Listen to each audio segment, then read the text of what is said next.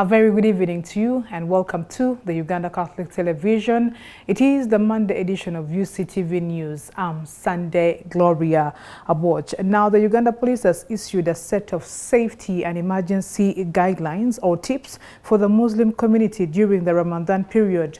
While addressing a weekly press conference held at the police headquarters in Naguru today, the police spokesperson Fred Enanga tasked the Muslim leaders to cooperate with the territorial police commanders to ensure the implementation of the stated safety and emergency tips. The Ramadan period, which has commenced today, refers to the 9th month of the Islamic calendar and is considered as the sacred period of the year for the Muslim community. During this period, devotees abstain from eating and drinking from dawn to dusk. According to Fred Enanga, Muslim leaders are required to cooperate with the police territorial commanders to ensure the safety of their subjects and the whole public. We call upon the Muslim leaders, imams, to create security teams that can work with the police. They need to be aware of the surroundings to take extra caution while going for early morning prayers, and also while coming back from the late evening prayers. Of course, there is the early morning and late evening are usually covered by darkness, and it calls for vigilance. For Juma prayers, all mosques and Islamic centers must have extra security ready at the doors, checking who is entering and who is going out. Enanga went ahead and hit on the basic safety tips to ensure safety of the Muslims during this holy period. We call upon our Muslim brothers to avoid large crowds. Large gatherings can quickly become dangerous. Travel in groups is encouraged. Safety is in numbers. We call upon our Muslim brothers to avoid traveling alone, especially in isolated areas after dark. Varying routes at times of travels by being less predictable is important. Always carry a charged cell phone. Turn off location services on your smart cell phone or other devices. Criminals can use those features to establish your location. And we call upon them to also record all incidents of harassment, threatening phone calls or messages targeting the mosques and worship centers and even individual Muslims during this period. He concluded by appealing to all Muslims to translate and implement the Islamic tenets so that peace prevails even after the Ramadan period. Called upon Muslims and Ugandans at large to translate these basic tenets of peace, love, tolerance, forgiveness, and compassion, and promote the goodwill and harmony in our country. The month of Ramadan is also a period where Muslims give back to the communities through zakat and voluntarism. And just like last year, the DIG has called upon all territorial commanders, our RPCs and DPCs, CID commanders, to also find time to join Muslims, our Muslim colleagues, in participating at least in a day of long fast as part of the Islamic holy month of Ramadan. This is to give our officers a greater understanding and reflection on how important the holy month of Ramadan is. Joseph Kabari, Uctv News. Still from the Uganda Police Force that has warned members of the public against paying money to police information technology IT's personnel for them to access closed-circuit television CCTV footage. Fred Enanga, the police spokesperson, reiterated that obtaining footage in regards to criminal cases is free of charge. In 2018, the government embarked on installing closed search television, also known as CCTV security cameras, in Kampala and other parts of the country with the intention of easing security monitoring. Over time, the CCTV security cameras mounted along the streets have significantly assisted the police and other state security agencies to track down criminals like shooting murders, street robberies, among others. However, members of the public have always decried extortion and bribery, which is involved in accessing the help of the CCTV footages. It is upon this ground that Enanga advised members of the public to stop paying for the access of this service. The CCTV footages in criminal cases are free of charge and are not supposed to be paid for. You are all aware that there is an increase in usage of CCTV, both public and private, in our country. Many people are beginning to accept it as an effective tool, security tool that supports efforts in combating crime and acts of disorderliness or lawlessness. But we are continuing to receive complaints of extortion of money by undisciplined officers from complainants, victims, and all witnesses. Now, the procedure for the release of CCTV footages for evidentiary purposes is clearly laid out in the policy under our Directorate of IT, and all requests for the release of data information in CCTV must be channeled through the OCCID, the divisional CID, the district CID, the regional CID officer, and as well as the respective traffic officers, that is for traffic-related footages. Now, these requests are strictly for information regarding the provision of evidence in criminal proceedings, prevention of crime, investigation and detection of crime, which may include identification of offenders and identification. Enanga also highlighted on the procedure for anyone to obtain the CCTV footages. It is not in order for a complainant, a civilian person, or a witness to go to the CCTV center, pay money, and retrieve a CCTV footage. It remains evidence which remains with the investigating officer, a detective, or a traffic investigator. Are we together?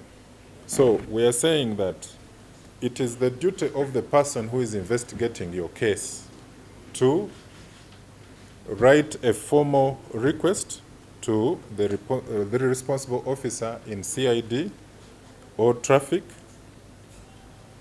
and then that CID officer or respective traffic officer forwards that request to the technical officer in the CCTV command center. The CCTV operational centers are out of bounds to any other person apart from that responsible officer who is approaching them for evidentiary purposes. Because these days you find people coming, civilians coming to the CCTV command center.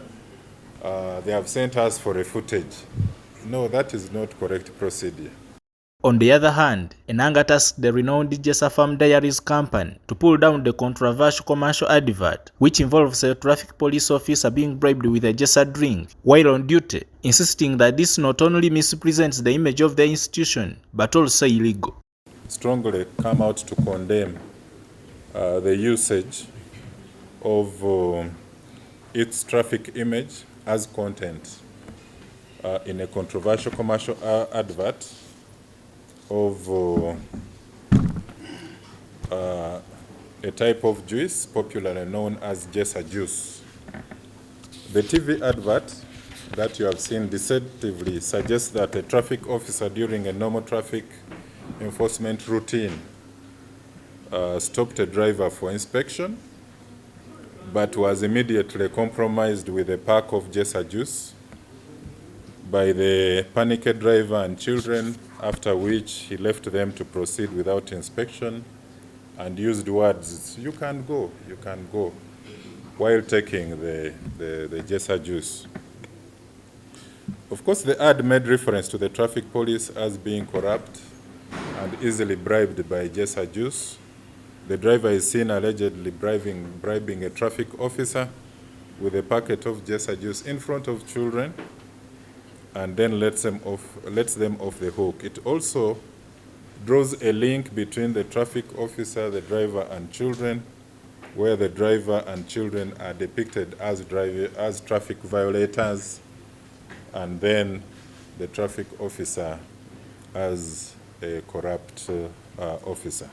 He added that if the company fails to stop the circulation of the advert, it will invite legal consequences, as he explains. We are strongly condemning it and calling upon Jessa Company Limited to pull down this controversial commercial advert, because the appearance of the look-alike traffic officer and the use of the look-alike police uniform was done without the express permission of the Inspector General of Police, which is strictly prohibited because our uniforms are gazetted. The advert deceptively suggests that the police leadership endorsed the product of Jessa juice, allowing a look-alike traffic officer, and that we further supported the campaign to market, sell, and drink the product, which is not true. So we, as a result, demand that the commercial firm pulls out the traffic police content or the entire advert and holds any further displays on TV, radios, and other digital platforms. Failure to do so will call for sanctions in the Civil Court of Law by the Directorate of Legal and Human Rights Services. Joseph Kabal, UCTV News. Now, with several allegations making rounds on social media from Ugandans raising concerns about the misappropriation of funds in Parliament and abuse of office, the leader of opposition in Parliament, Joel Senyonyi, has requested the Speaker, Right Honourable Anita Among, to investigate the claims, saying that they are valid and matter to Ugandans. Joel Senyonyi made these remarks at an engagement with the media at Parliament. Billions of shillings have been put on different accounts of staff members, purportedly for activities by the Speaker out there in the field. Again, the country wants to know, how does this get to happen? After the Kazinda saga in the OPM, government issued a new modus operandi to say that accounts of staff members of different government entities cannot receive more than 5 million shillings. But we are seeing plenty of money being put on the accounts of staff members. Some work in the office of the Speaker, others different offices, as you have been seeing. It's important that there gets to be an explanation about this money. It's a lot of money. What exactly did it do? How come it's being transmitted through accounts of staff members? There's been a concern about recruitment of staff to Parliament of Uganda. The Auditor General, by the way, reported on this matter in his report, showing staff that cannot be identified. And then we kept hearing people were being recruited irregularly. Some, we are told, are relatives, friends, in-laws, outlaws, whatever the case might be. There's need for an explanation. Who gets to be hired? And how? What process do they go through? As the office of the Leader of the Opposition, we have lost staff whose contracts ran out at the end of January. I did engage the leadership to say, these people have been working here 2.5 years, doing good work. Let's renew their contracts. Normally the procedure has always been the new leader nominates a new team. But I said I have no problem with those who have been there. Let's renew their contracts.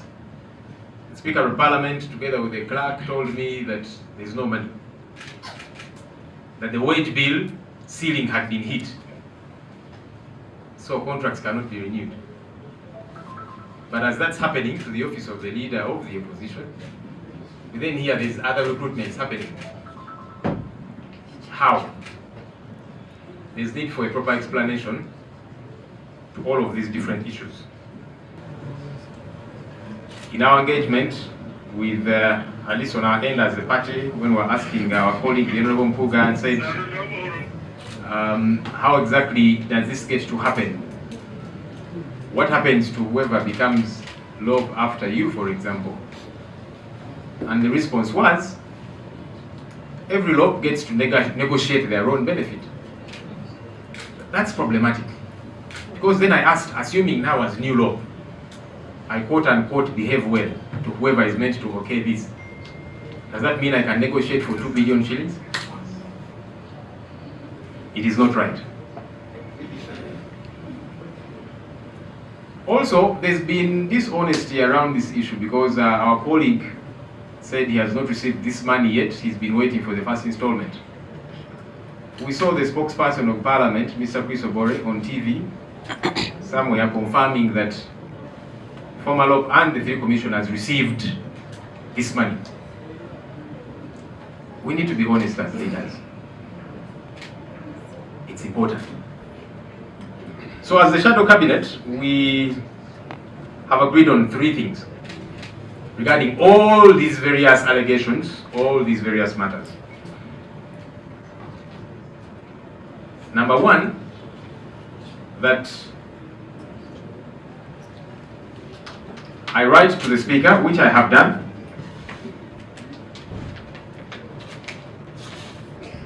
this is a letter writing to the Speaker asking her to convene a commission meeting, because there has been no commission meeting, at least since I got into office.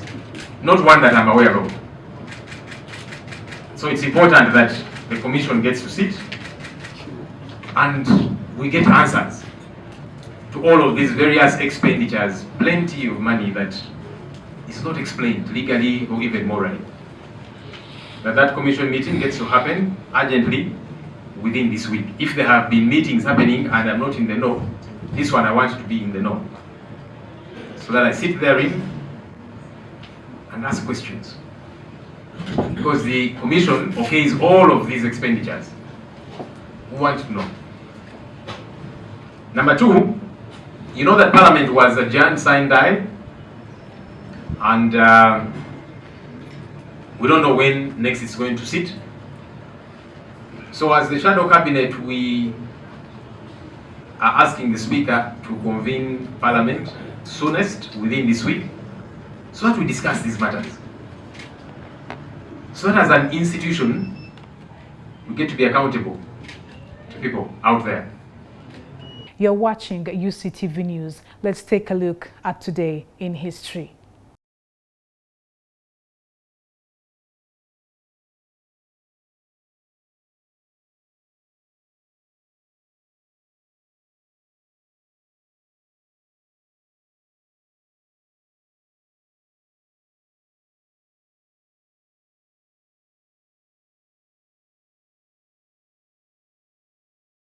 Thank you for watching Uctv News. It is time now to take a break, and we'll be back with the Rome reports.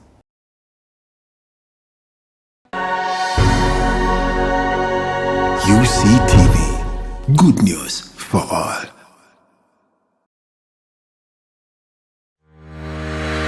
Catch incredible stories of resilience, success, you can manage that money with a topping of inspiration. Get interested in people, not interested in yourself. Inspire, achieve, repeat.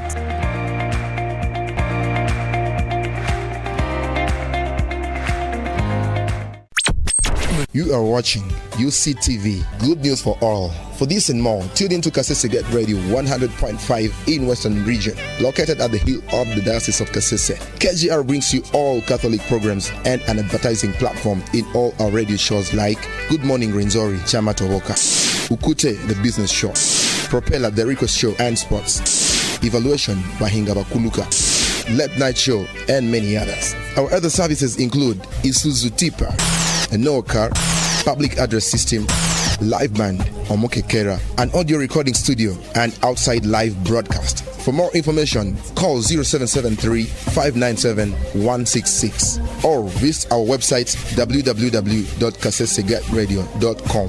Kasesegat Radio, Omusondoria, the voice of truth. It's unbelievable. Now, companies, businesses, and organizations can make bulk payments easily with Centenary Bank's corporate center SWIFT to anyone without the need of a bank account, anywhere, anytime, just like that. The recipient needs only their phones, national ID, and token number received via SMS to withdraw money from any center agent nearby. The Centenary Bank's corporate center SWIFT is simple, secure, and convenient. You think it's too good to be true? Visit any of our branches countrywide or visit www.centenarybank.co.ug to know more. Centenary Bank. Centenary Bank is a member center group regulated by the Bank of Uganda. Customer deposits of up to 10 million shillings are protected by the Deposit Protection Fund of Uganda. Terms and conditions apply. UCTV. Good news for all.